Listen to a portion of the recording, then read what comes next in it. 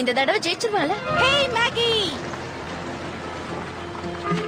நான் கிராஜுவேட் ஆனதுனால என் mummy daddy கொடுத்த கிஃப்ட் இது. ஓ சூப்பரா இருக்கு, நீ ரொம்ப லக்கி. இது கிட்டத்தட்ட 4000 cc இருக்கும்ல?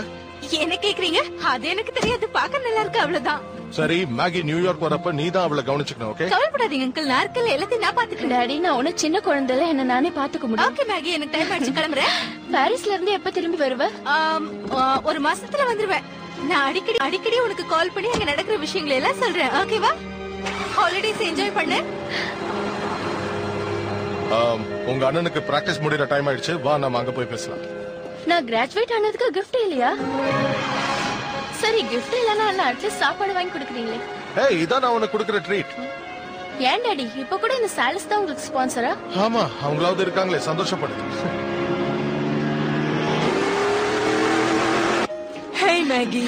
Hi daddy.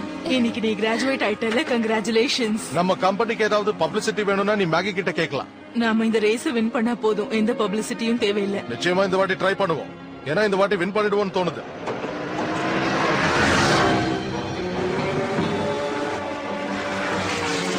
ஓ என்ன பண்றேன், டர்னிங்ல ஸ்பீட குறைக்கணும்.